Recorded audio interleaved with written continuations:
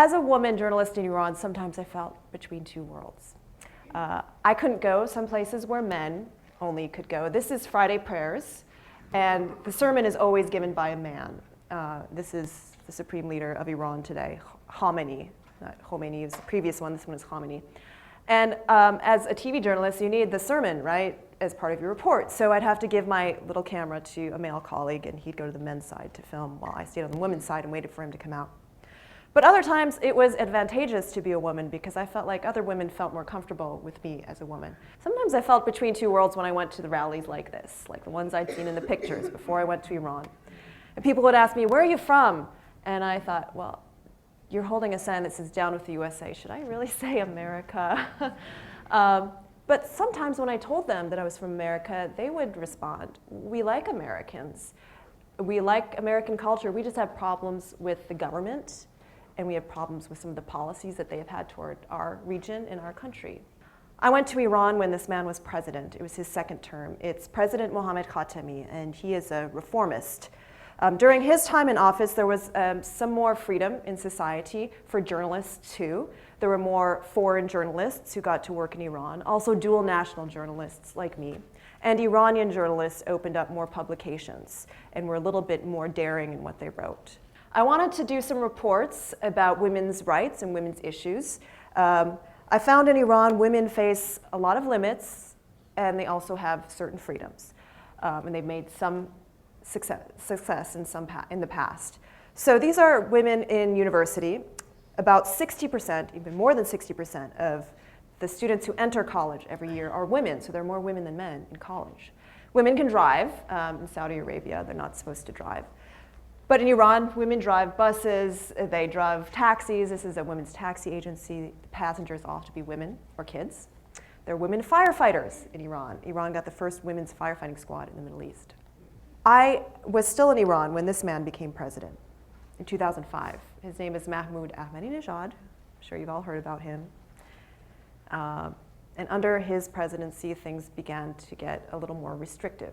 I also faced limitations to my work under President Ahmadinejad.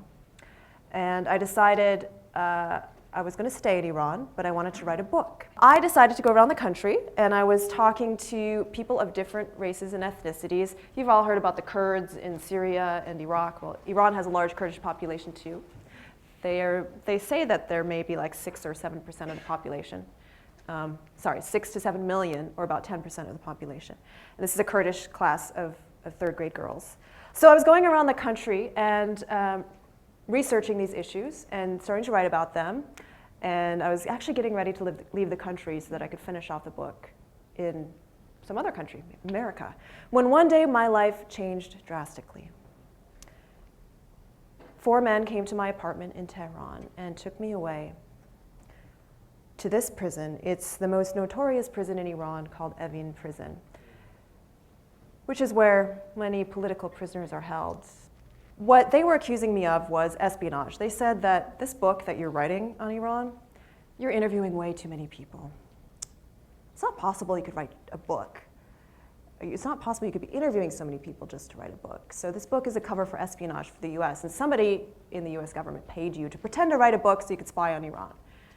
It's like, wow, you guys are, you're really good at this. You should like create your own scenario for a movie or something.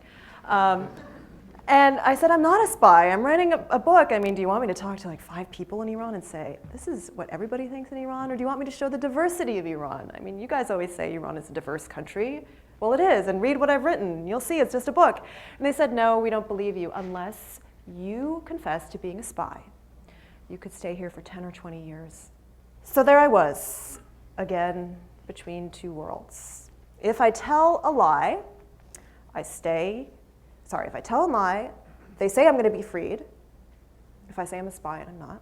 They say I'm going to be free, but am I really going to be free? Because even if my body's going to be free, my conscience is always going to feel like it's behind bars. So what I tried to do is, one, I prayed a lot. I prayed more than I ever had in my life. And what's so interesting is the day before I was arrested, the night before I was arrested, I was praying to God, actually. Complaining to God, I think, was probably a better way to describe it, because in those days, when I talked to God, I would always kind of complain about what was happening or ask him for something. And I was saying to him, God, I'm writing this book, but I don't know if it's ever going to get published. I don't know if anybody's ever going to read it. I've wanted to influence the affairs of the world, but does it really matter because in the end, everybody's going to die anyway? It's really positive, right? I mean, I'm going to die, people are going to die. Why am I doing all this work? And then a few hours later, I get arrested. And then one of those early nights in prison, I was praying to God and I was saying, God, that thing I was talking to you about that night before I was arrested, I was really just kidding. I really do want to live and do good for the world. Just get me out of here, please. So I had to realize that though I couldn't control my physical situation, I still had my faith and I had the power to control my attitude. We always have the power to control our attitudes. Bad things happen to all of us, but what matters most is how we respond to them. I was reminded of this lesson by my cellmates. After 2 weeks in solitary confinement, I was taken out of my cell and put in a cell with other women, political prisoners. And they were called prisoners of conscience because, Iran doesn't call them that, but like Amnesty International and Human Rights Watch call them that. They're being punished for standing up for what they believe in. They peacefully practice their human rights and they get arrested. I was also reminded the power of attitude by a book that this woman on the left had. You know what that book was? Man's Search for Meaning by Viktor Frankl. So I was rereading that book and I found new meaning in it, especially in these words. Everything can be taken from a man but one thing, the last of the human freedoms, to choose one's attitude in any given set of circumstances. If Viktor Frankl could have that power in a concentration camp, then I could have it in prison, and we can have it anywhere, right? I was able to get the Bible at some point in prison, in English. It was my own Bible from home. And I read this phrase, "Do not be afraid of those who kill the body but cannot kill the soul." And I whispered those words to me when I was taken into interrogation, blindfolded. And it gave me strength. It gave me a lot of courage. And I realized even when people are mean to us or hurt us, they can't hurt our souls. That brings me to a fourth lesson, that to counter fear, we have to have courage. And to find courage, it helps to feel compassion for others. One day I asked my two cellmates, the ones I showed you before, this question. And they had been in prison longer than I, as I mentioned. One of them, her father had been arrested a while back. He had been tortured so badly that when he came out, he died. And I said, how can you, Fariba and Mafash, feel compassion for these people after all they've done to you and to your families? I get that we're supposed to hate the sin, not the sinner, but I really hate. And you know what they said to me? They said, we don't hate them, we forgive them. We believe in love and compassion for humanity, even for those who wrong us. We hope God will help us show them a better way. I was lucky I got out because people were calling for my freedom on the outside.